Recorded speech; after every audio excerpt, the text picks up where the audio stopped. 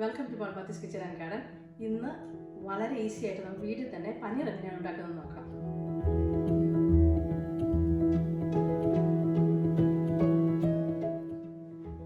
പനീർ ഉണ്ടാക്കാൻ വേണ്ടി നമ്മൾ ഫാറ്റുള്ള പാലാണ് എടുക്കേണ്ടത്.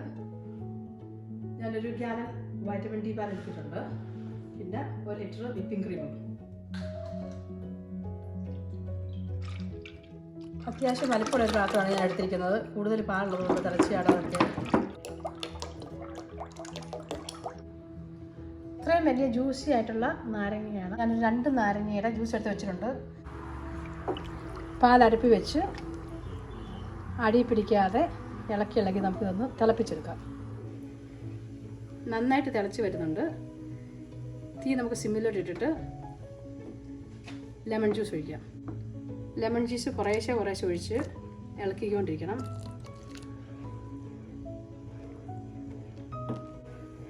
ഇളക്കുമ്പോൾ തന്നെ പാല് കട്ടിയായി വരും, നമുക്ക് അറിയാം. കണ്ട പനീര് വേർതിരിഞ്ഞ് വരുന്നുണ്ട്. വെള്ളവും പനീരും നന്നായിട്ട് തിരിയുന്നത് വരെ ഇളക്കിയെടുക്കണം. വെള്ളത്തിനൊരു നാരങ്ങ വെള്ളത്തിൻ്റെ ഒരു ചെറിയൊരു മഞ്ഞ കളർ വരും. ഒരു തോർത്തോ കോട്ടൺ തുണിയോ വെച്ച് നമുക്കിതൊന്ന് അരിച്ചെടുക്കാം.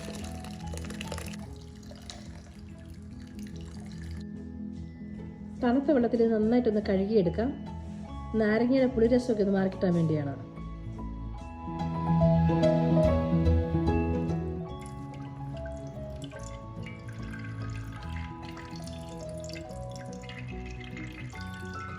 പിഴിഞ്ഞെടുത്ത പനീര് വെള്ളം വാർന്നു പോകാനായിട്ട് പരുവത്തിനൊരു അരിപ്പ പാത്രത്തിൽ വെച്ചിട്ട് ഇങ്ങനെ പരത്തി വെക്കണം. ഇതിന് മേളിലേക്ക് എന്തെങ്കിലും കട്ടിയുള്ള പാത്രം വെക്കണം. ഞാനൊരു പാത്രം വെച്ചിട്ട് വെള്ളം ഒഴിക്കുക ചെയ്യുന്നത്. അല്ലെങ്കിൽ എന്തെങ്കിലും ഒരു കട്ടിയുള്ള പാത്രം വെച്ചാലും മതിയാവും. ഇങ്ങനെ 2 മണിക്കൂർ ഇരിക്കട്ടെ.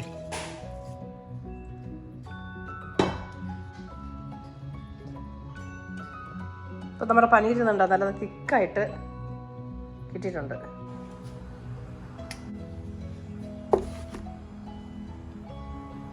2.85 പൗണ്ട് ഉണ്ട്.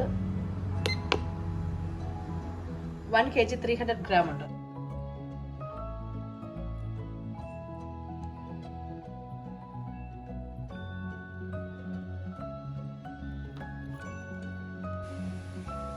അപ്പോൾ നമ്മൾ ഈസി ആയിട്ട് പനീർ വീട്ടിലുണ്ടാക്കി എടുത്തിട്ടുണ്ട്.